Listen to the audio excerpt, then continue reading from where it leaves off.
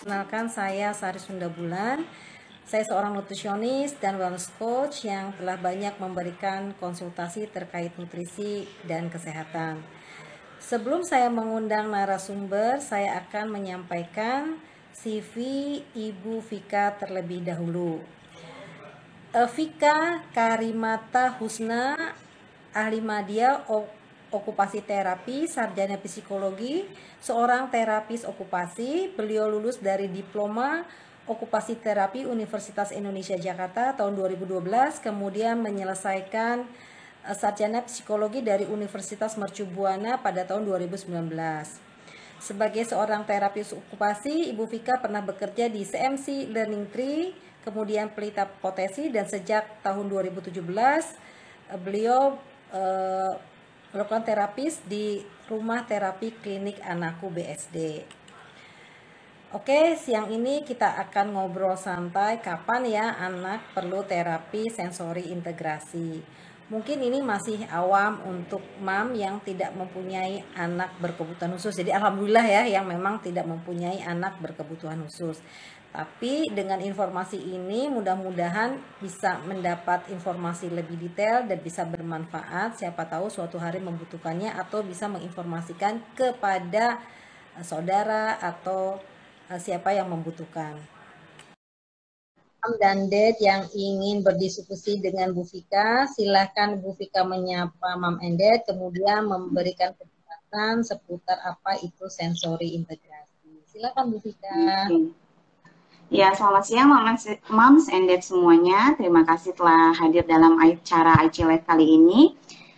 Dan terima kasih kepada Ibu Sari yang telah bersedia untuk menjadi host dalam acara ini. Ya, jadi pembahasan kita kali ini adalah tentang intervensi sensori integrasi. Dan sebenarnya apa sih terapi sensori integrasi itu?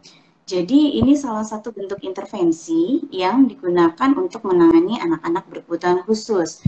Dan terapi sensori integrasi ini merupakan terapi yang digunakan oleh okupasi terapi dalam mengintervensi anak-anak berkebutuhan khusus.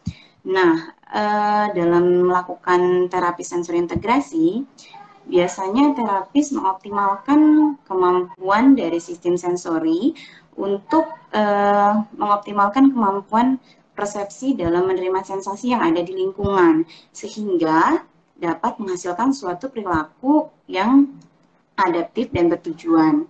Nah, terapi sensori integrasi juga menekankan stimulasi kepada ketujuh sistem sensori kita, atau mungkin yang sudah kita kenal saat ini itu ada 5 indera atau panca indera, yaitu penglihatan, penciuman, pengacapan, pendengaran, serta perabaan. Tapi ada 2 sistem sensori lagi yang tidak kalah pentingnya dibanding 5 indera yang telah disebutkan sebelumnya, yaitu vestibular dan proprioseptif. Nah, apa sih vestibular dan proprioseptif itu?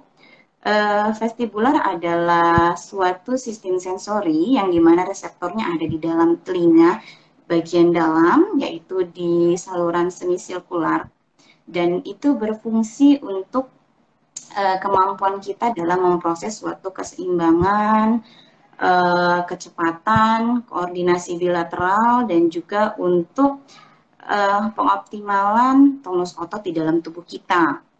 Selain itu, ada juga proprioseptif. Proprioseptif itu merupakan suatu sensori yang ada di dalam reseptornya, itu ada di dalam ligamen, otot, dan sendi kita, yang fungsinya untuk mengoptimalkan kemampuan kita dalam bergerak. Nah, jadi ketika semua sensori atau indera kita bersinergi, itu disebut sebagai sensori integrasi. Nah, biasanya yang memerlukan terapi sensori integrasi ini adalah anak-anak yang berkebutuhan khusus. Tapi nggak hanya itu aja, biasanya anak-anak yang memiliki gangguan dalam permasalahan tumbuh kembangnya, itu juga kemungkinan ada masalah dalam pemrosesan sensori. Seperti anak-anak speech delay, anak-anak dengan autisme, anak-anak dengan hiperaktivitas, atau yang biasa kita sebut dengan attention deficit hyperactivity disorder, ataupun anak-anak dengan gangguan perkembangan mental, kayak contohnya itu anak dengan mental retardasi atau gangguan belajar. Nah, Contohnya kalau misalnya anak-anak autisme, biasanya mereka sangat sulit untuk beradaptasi dengan input sensor yang ada di lingkungannya mereka. Jadi mereka terlalu sensitif terhadap suatu input visual atau penglihatan, atau mereka tidak suka dengan suara-suara tertentu. Nah, bagaimana kita mengoptimalkan kemampuan sensori dalam tubuh mereka sehingga mereka mampu beradaptasi di lingkungannya. Jadi ketika ada suara kencang, mereka nggak teriak-teriak atau tutup kuping, tapi mereka bisa menerima itu lewat perilaku yang adaptif dan bertujuan. Nah, selain itu juga untuk anak ADHD misalnya, mereka cenderung hiperaktif dan sulit untuk beratensi dalam melakukan suatu kegiatan. Bahkan mereka juga cenderung impulsif, segalanya dilakukan dengan terburu-buru. Nah, itu membuat mereka tidak optimal dalam melakukan kegiatan sehari-hari dan memunculkan perilaku yang sangat tidak adaptif. Sehingga bagaimana caranya terapi sensori integrasi itu mengajarkan mereka untuk lebih memiliki kontrol, mereka lebih mampu untuk menunggu, mereka lebih mampu untuk memperhatikan dengan cara pemenuhan kebutuhan sensori secara tepat. Nah, jadi terapi sensori integrasi ini juga sangat bermanfaat untuk anak-anak yang berkebutuhan khusus ataupun anak-anak yang memiliki masalah dalam perkembangan kehidupan sehari-harinya dia. Apa saja sih yang dilakukan saat anak menjalani terapi sensori integrasi ini? Oke, biasanya yang dilakukan oleh anak dalam menjalani sensori integrasi itu adalah mengoptimalkan kemampuan sensorinya, tapi bukan lewat tugas yang langsung diajak, ayo kita naik ayunan 10 kali, atau benar-benar melakukan kegiatan yang rutin atau benar-benar terlihat seperti tugas. Tapi biasanya terapis akan mengajak anak lewat media bermain.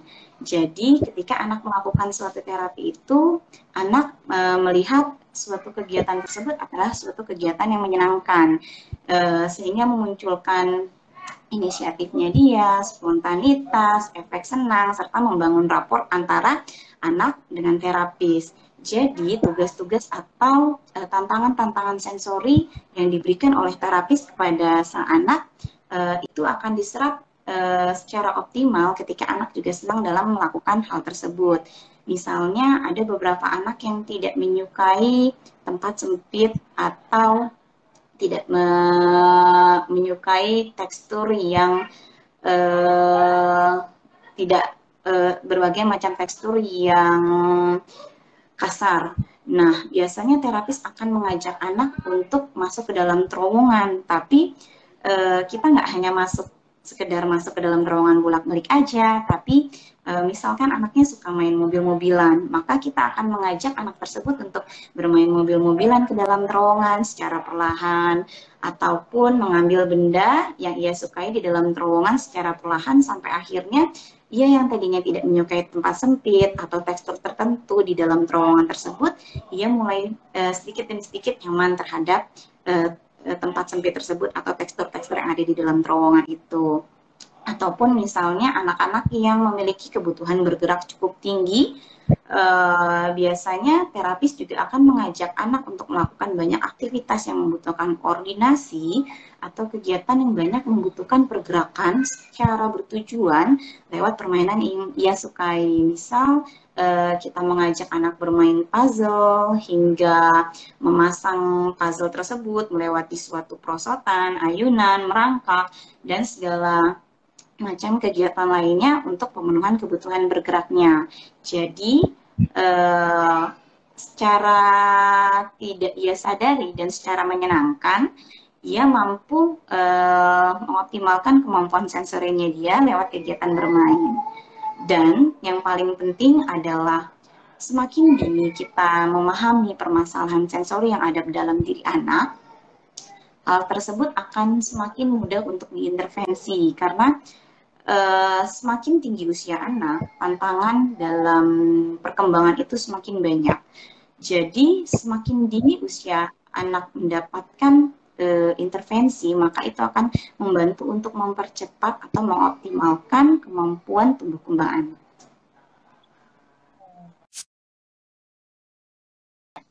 Ya, jadi untuk mengoptimalkan kemampuan berbicara itu biasanya kita harus melihat keterkaitan atau akar masalah dari ketidakmampuan berbicaranya itu apa sih gitu. Nah, biasanya anak-anak yang memiliki masalah dalam ketidakmampuan berbicara atau berkomunikasi itu dia memiliki atensi yang sangat minimal, otot-otot yang sangat lemah. Anak-anak terlalu aktif untuk melakukan suatu pergerakan. Nah, biasanya biasanya untuk anak-anak yang masih bergerak terlalu banyak dan juga konsentrasi yang masih minimal, itu membutuhkan penyaluran energinya dia atau membutuhkan pengoptimalan kemampuan bergeraknya dia sehingga ia lebih mampu untuk fokus dan beratensi.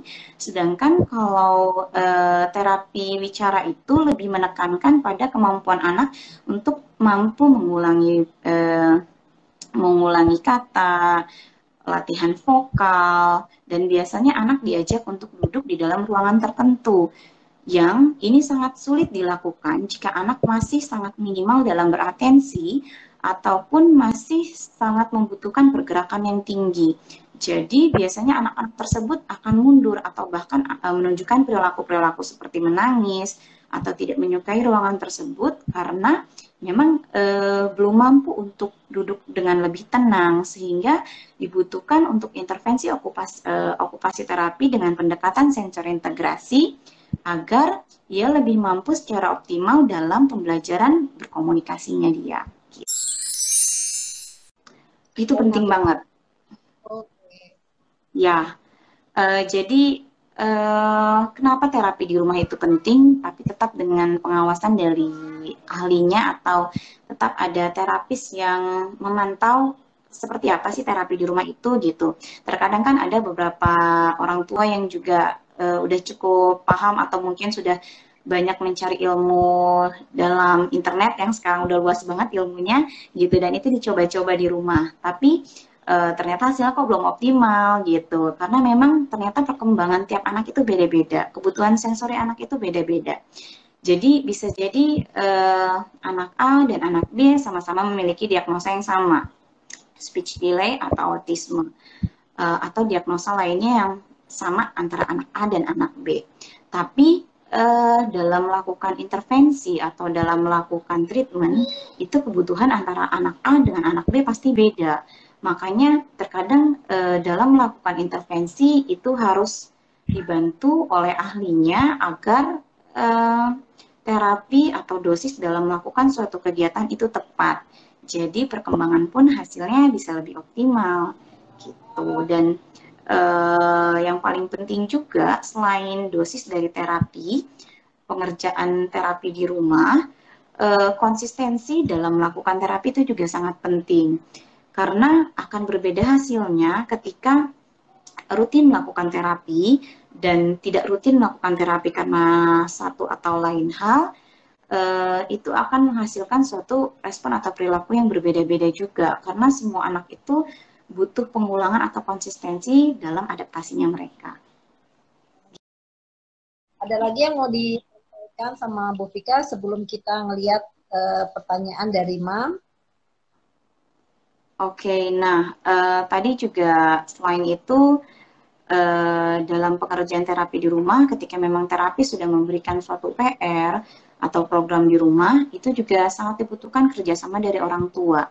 Selain konsistensi untuk datang ke tempat terapi dan terapis memberikan suatu program, timbal balik atau kerjasama berupa pengerjaan program yang telah diberikan terapis itu juga sangat penting karena dalam intervensi terapi itu paling hanya dilakukan 1-3 kali dalam seminggu dan itu juga dilakukan kurang lebih selama 45 menit sampai 1 jam dan sisanya anak-anak lebih banyak di rumah sehingga terapis pun sangat membutuhkan kerjasama dari orang tua agar perkembangan anak juga optimal. Jadi selain dipantau di tempat terapi, di rumah juga dipantau dengan pemenuhan kebutuhan sensorinya secara optimal. Jadi ketika di terapi mungkin memberikan intervensi, di rumah juga memberikan stimulasi yang tepat dengan pengerjaan home program dari terapis. pertanyaannya masih agak kurang spesifik karena untuk melihat kebutuhan intervensi itu kita harus melakukan asesmen dulu. Jadi seperti yang telah saya sebutkan sebelumnya, diagnosa speech delay antara anak satu dengan anak lainnya, walaupun sama-sama speech delay, tapi memiliki permasalahan sensori yang berbeda-beda.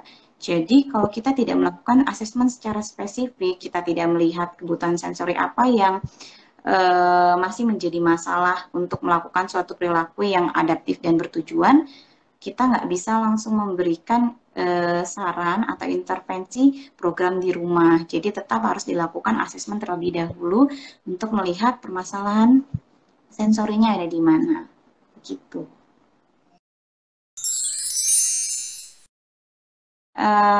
Anak usia 27 bulan itu seharusnya sudah bisa mulai berkata-kata 2 atau 3 kata dan merangkai suatu katanya. Biasanya anak-anak yang belum mampu merangkai suatu kata, ia hanya belajar menghafal atau uh, apa namanya mengenal sesuatu itu bukan sebagai suatu interaksi. Jadi dia paham suatu kata tapi hanya paham di kemampuan reseptifnya dia, sehingga ia juga agak sulit untuk mengeluarkan atau mengkomunikasikan secara tepat penggabungan dua kata tersebut. Jadi memang untuk melakukan suatu kegiatan atau komunikasi itu lebih banyak diajak untuk melakukan interaksi timbal balik dibanding lebih banyak menghafal suatu kata, begitu. Contohnya kayak ya satu dua contoh nih yang tadi. Nah, Bagaimana? misalnya contohnya mungkin kita sering ngajak dia main puzzle gitu, atau eh, kita lebih banyak memberikan mainan lewat flashcard atau kartu-kartu.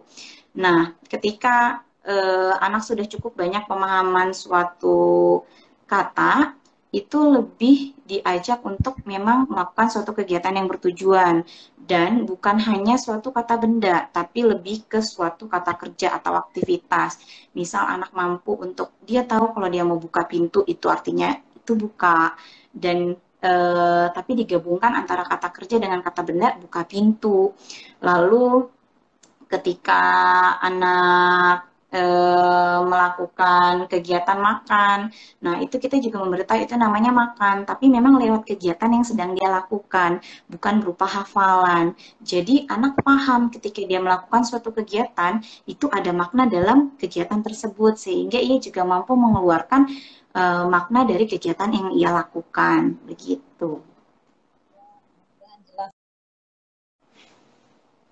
Maksimalnya sampai umur berapa ya anak melakukan terapi sensori integrasi?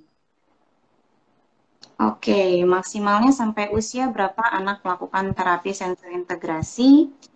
Uh, Sebenarnya usia optimal anak atau critical period dalam melakukan terapi sensori integrasi itu hingga 7 atau 8 tahun. Tapi biasanya ketika anak-anak sudah melewati fase usia tersebut, tetap diajak untuk melakukan kegiatan yang berhubungan dengan sensori integrasi, tapi lebih ke masuk ke arah fungsional daily living atau kegiatan kehidupan sehari-hari.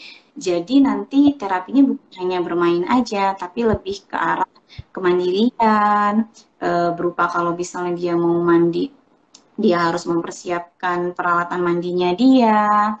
Terus kalau mau makan, memang dia tahu bagaimana porsi yang cukup untuk dia, lebih mengarahkan kepada kegiatan kemandirian. Jadi maksimal sampai usia berapa terapi sensori integrasi itu kita lakukan itu sampai usia kita dewasa. Tapi untuk kegiatan yang bermain-main atau kegiatan yang lebih mengarah kepada kegiatan bermain itu biasanya hingga usia 7 sampai 8 tahun. Tapi untuk usia di atasnya lebih mengarah kepada kegiatan yang lebih fungsional atau kemandirian dalam kehidupan sehari-hari. Anakku laki-laki usia 4 tahun, sensitif dengan suara las. Bagaimana cara mengatasinya agar tidak tantrum? Jadi ada suatu suara nih, kencang kali ya. Oke. Nah, biasanya anak-anak yang sensitif dengan suara-suara tertentu biasanya juga mengalami gangguan dalam keseimbangannya dia, dalam gangguan kemampuan vestibularnya dia. Jadi biasanya anak-anak yang agak sensitif di pendengaran itu mulai dikenalkan permainan-permainan yang berhubungan dengan pergerakan tubuh seperti bermain ayunan, terus juga bermain papan titian atau kegiatan-kegiatan yang berhubungan dengan keseimbangan tubuh. Tapi selain itu juga bisa secara perlahan untuk dikenalkan kepada suara-suara yang mendekati suara bising tersebut.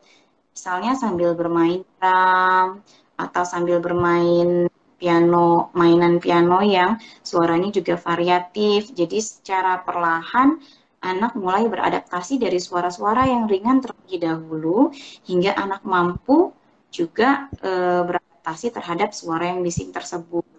Tetapi mungkin bisa dilihat lebih lanjut lagi kalau memang ada perilaku tantrum, itu bisa untuk coba asesmen dulu ke dokter karena biasanya kalau sudah menunjukkan perilaku tantrum, ada perilaku sensori lain yang membuat tidak nyaman sehingga memunculkan perilaku tantrum tersebut. Gitu.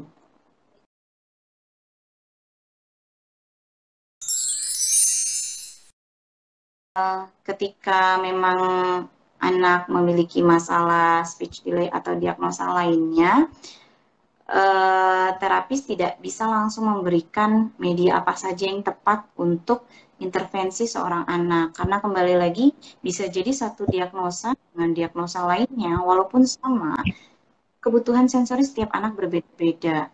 Jadi harus dilakukan asesmen terlebih dahulu atau pemeriksaan ke dokter tumbuh kembang untuk melihat sebenarnya masalah utama pada anak ini di area apa, sehingga ketika memang akar masalahnya sudah terlihat, baru nanti bisa diberikan intervensi secara spesifik untuk terapi sensori integrasinya atau terapi bicaranya. Begitu. Nah, ini anak saya usia 35 bulan. Sejak lahir ada gangguan pendengaran di telinga kanannya. Kemudian saya merasa kemampuan bicaranya tidak sesuai dengan umurnya. Sebaiknya diberi hearing aid dulu atau terapi bicara dulu. Jadi 35 bulan tuh hampir 3 tahun ya. Memang pas lahir ada gangguan di telinga sebelah kanan. Gimana menurut Ibu kita? Oke. Nah, kalau misalnya memang ada dan kita sudah cukup mengetahui ada masalah di gangguan telinga bagian dalam, itu mungkin lebih tepat dibawa ke dokter spesialis anak untuk dicek atau dites darah terlebih dahulu. Karena untuk menentukan pakai hearing aid atau langsung ke terapi bicara, nggak bisa kita langsung tentukan karena memang kita belum melihat seberapa parah atau bisa jadi bukan hanya di telinga kanan aja atau ada di telinga bagian lain yang memang akhirnya menyebabkan tidak optimalnya si anak untuk memproses suatu suara yang masuk gitu. Dan itu kembali lagi harus lewat dokter spesialis anak untuk merujuk melakukan tes pendengaran atau tes BERA begitu. Kembali dulu, apa ya, anak saya usia 2,5 tahun. Kalau lagi pegang suatu barang yang tidak boleh dipegang saat dilarang, saat itu juga tuh barangnya langsung dilempar. Kenapa ya itu? Jadi dia pegang barang Karena umur 1 tahun, kalau dibilang nggak boleh pegang, barangnya langsung dilempar. oke. Nah, biasanya memang anak-anak usia 2 tahun itu lagi suka banget eksplorasi. Jadi semuanya pengen dipegang sama dia. Dan biasanya ketika dia dalam melakukan eksplorasi itu, kita suka meng-cut atau men-stop eksplorasinya dia. Karena memang kita anggap benda tersebut berbahaya. Dan kembali lagi, anak-anak usia 2 tahun itu masih belum paham larangan.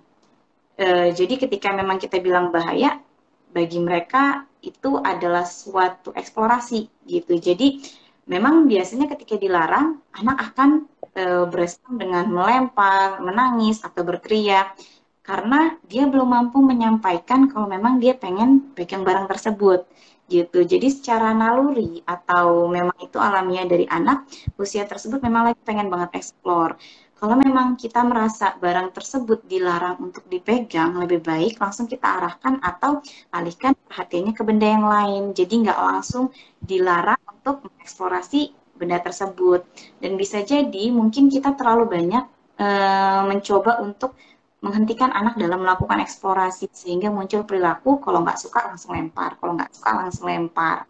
Nah, di situ bisa kita kasih strategi dengan memang ketika dia nggak boleh pegang, kita bisa kasih tahu ini mainannya, ya ini bukan mainan, mainan kakak yang ini, atau diberikan contoh atau strategi kalau memang ada mainan lain loh yang boleh dipegang, sedangkan yang itu nggak boleh dipegang, jadi nanti bunda simpan ya, begitu. Itu akan memberikan strategi yang lebih positif dibanding langsung kita larang, jangan main itu, jangan main ini, sedangkan nalurinya dia adalah ingin terus mengeksplorasi berbagai macam hal. Untuk anak usia 1 tahun, kemampuan berbahasa yang harus dikuasai apa saja, Bu? Oke, anak usia 1 tahun. Biasanya anak usia 1 tahun itu memperbanyak kemampuan reseptifnya.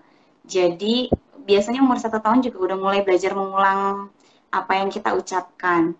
Nah, kalau misalnya memang kemampuan berbahasa yang harus dipelajari biasanya apa aja, lebih mengarah kepada mengenalkan aja memang di lingkungan itu ada apa. Dia tahu itu pintu, dia tahu itu meja, dia tahu itu namanya mainan, memperbanyak kemampuan reseptifnya dia atau bahasa yang akan dia pelajari dan membantu dia untuk mengucapkan secara perlahan, ini pintu, ini meja, oke kamu mau minta atau melakukan kegiatan komunikasi secara sederhana berupa satu kata aja gitu.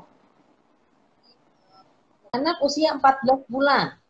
Entah kenapa kalau lagi marah sering jedotin kepala dan langsung Oke. habis itu anak melirik lihat respon orang di terdekatnya jadi gitu. Jadi jedotin terus lihat responnya. Apakah hal itu wajar atau bagaimana cara koreksinya ya membetulkannya? Oke, dilihat lagi apa yang memang membuat anak tersebut memberikan respon seperti itu. Kembali lagi, bisa jadi kita melarang hal yang dia inginkan, tapi secara tiba-tiba. Jadi misalnya dia ingin melakukan eksplorasi tersebut, tapi langsung kita stop tanpa diberikan strategi terlebih dahulu, gitu. Atau misalnya juga eh, apa namanya, kalau dia ingin melakukan suatu hal itu buru-buru kita larang juga gitu. Jadi lebih baik memang langsung diarahkan kepada kegiatan yang memang dia boleh lakukan.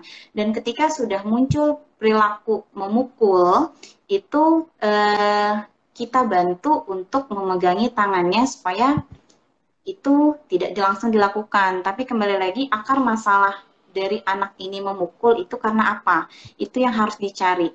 Jadi bukan langsung menangani masalah pukulnya, tapi harus dilihat kenapa ia bisa memukul. Atau kenapa dia Begitu. dulu marahnya apa nih gitu ya? Ya, ya, karena langsung kalau misalnya memang kita melihat langsung ditangani pukulnya, bisa jadi bukan itu masalah utamanya, tapi memang kenapa bisa ia memberikan strategi mukul? Memang karena ia terlalu banyak dilarangkah? Atau karena ia belum mampu berkomunikasi sehingga pukul itu muncul? Biasanya memang perilaku-perilaku yang berupa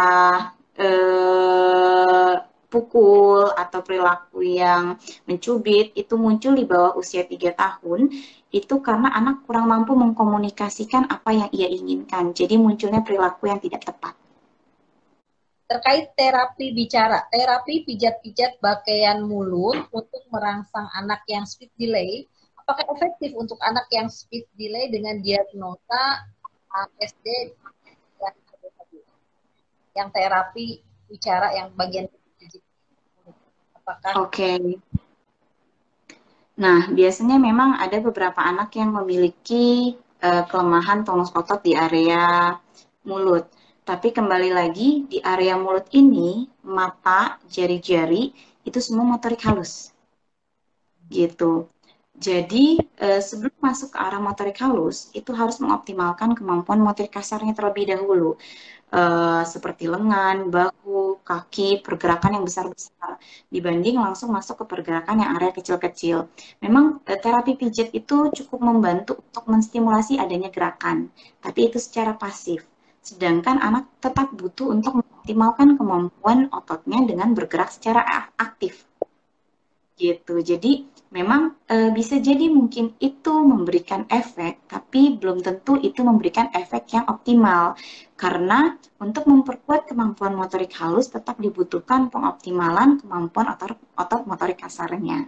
Gitu.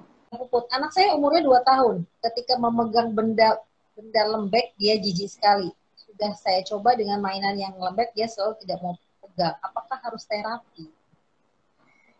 Oke.